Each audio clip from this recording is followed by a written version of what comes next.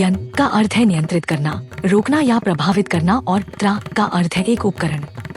यंत्र एक सममित डिजाइन में पवित्र ज्यामितीय व्यवस्था को दर्शाने वाला उपकरण या आरेख है जो ब्रह्मांडीय सकारात्मक ऊर्जाओं का उत्सर्जन करता है, नकारात्मक ऊर्जाओं पर अंकुश लगाता है और व्यक्तियों को आध्यात्मिक रूप से ऊपर उठने में मदद करता है। इनमें मजबूत खगोलीय सौंदर्य शास्त्र है। यंत्र एक ज्यामितीय आरेख है जिसका उपयोग मुख्य रूप से तांत्रिक परंपराओं में किया जाता है। वे पवित्र उपकरण हैं जो प्रतीकों और ज्यामितीय आकृतियों से बने होते हैं जो एक सममित डिजाइन में व्यवस्थित होते हैं। यंत्रों को धातु, कागज या पत्थर जैसी विभिन्न सामग्रियों पर खींचा, उकेरा या मुद्रित किया जा सकता है।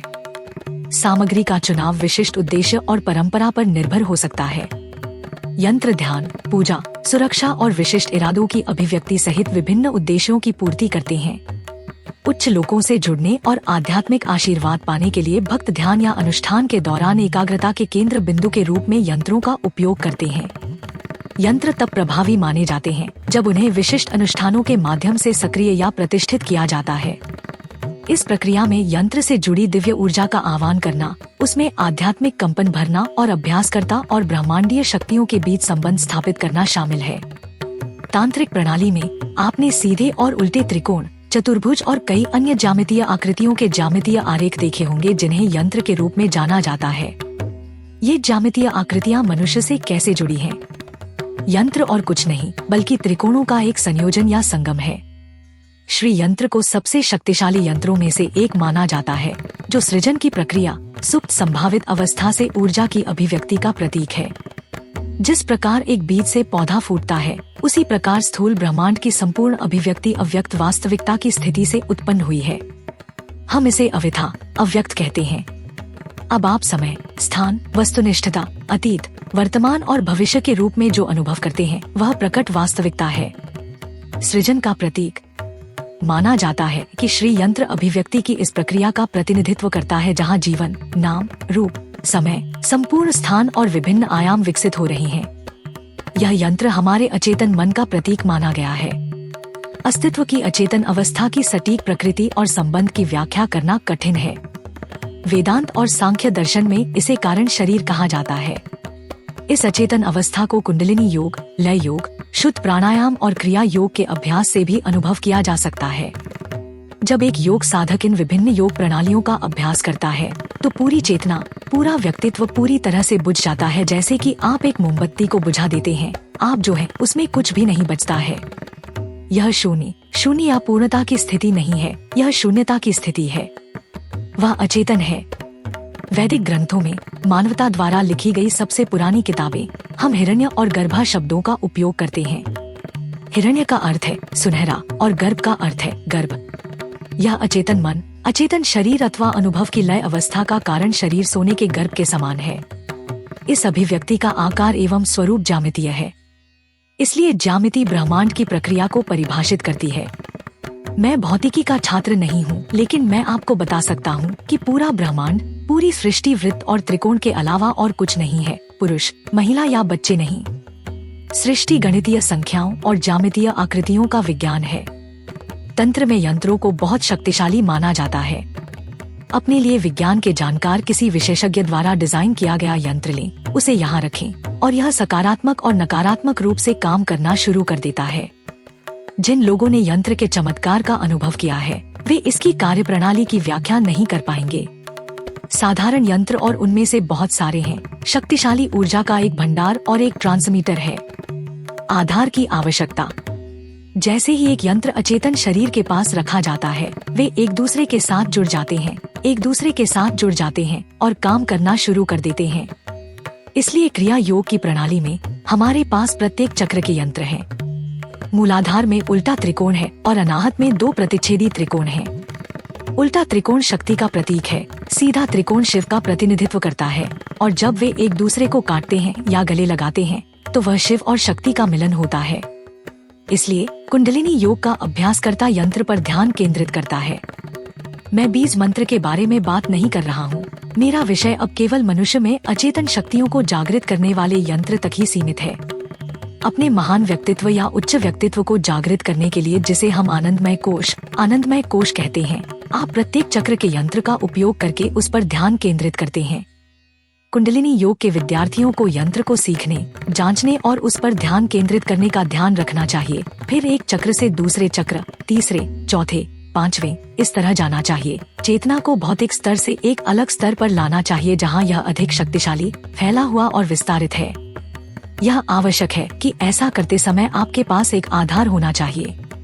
बिना आधार के चेतना कार्य नहीं कर सकती। हमारे बीच निश्चित रूप से बहुत कम लोग हैं जो शुद्ध चेतना के प्रति जागरूक हो सकते हैं, जो शुद्ध मन के प्रति जागरूक हो सकते हैं। हम में से अधिकांश लोग बिना विचार के मन के बारे में सोच ही नहीं सकते। हम प्रतीक के बिना चेतना के बारे में नहीं सोच सकते, बिना किसी आधार के हम अस्तित्व के बारे में नहीं सोच सकते। इसलिए किसी प्रकार का ठोस प्रतीकवाद अवश्य होना चाहिए।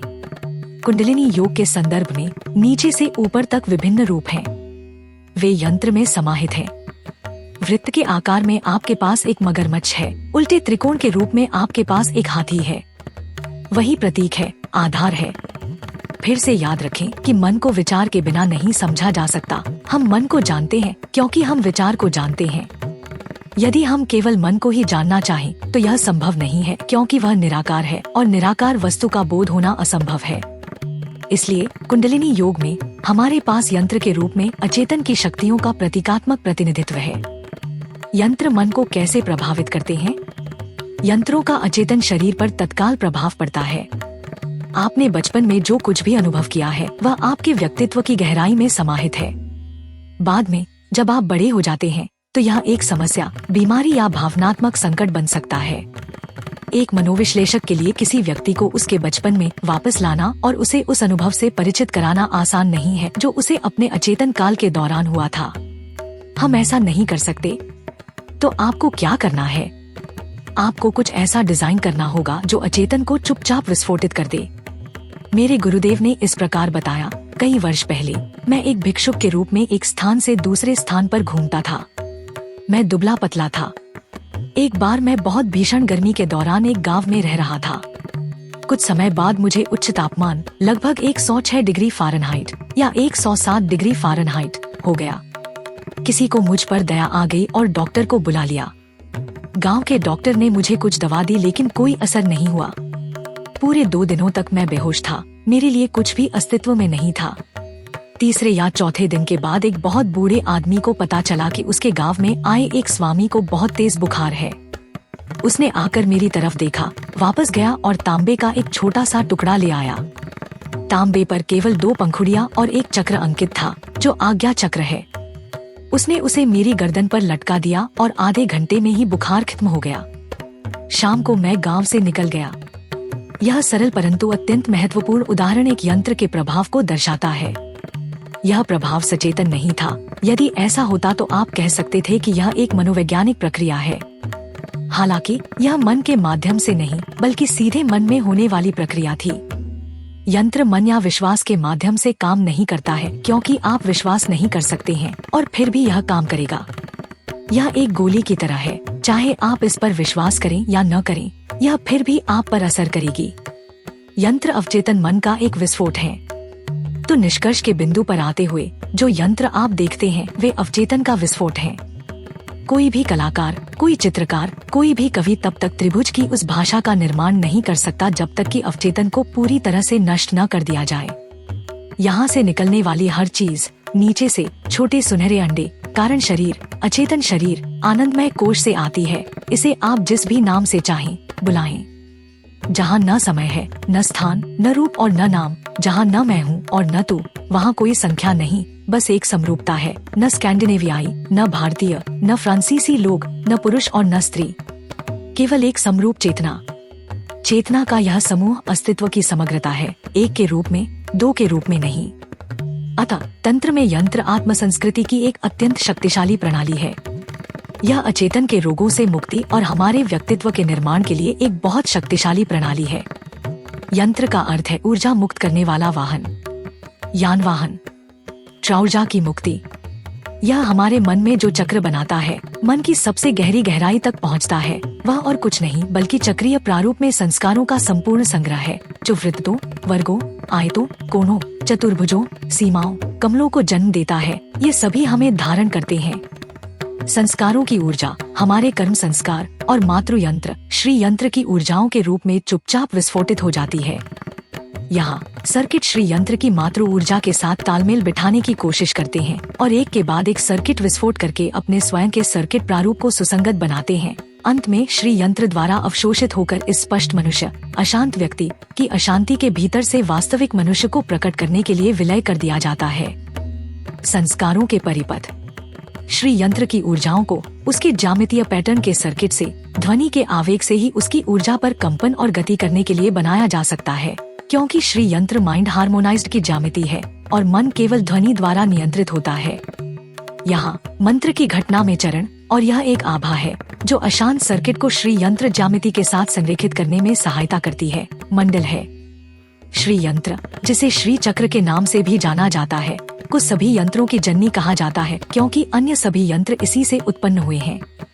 कहा जाता है कि अपने त्रिआयामी रूपों में श्री यंत्र ब्रह्मांड के केंद्र में स्थित ब्रह्मांडीय पर्वत मेरु पर्वत का प्रतिनिधित्व करता है। श्री यंत्र की कल्पना आध्यात्मिक तीर्थ स्थल के रूप में की गई है।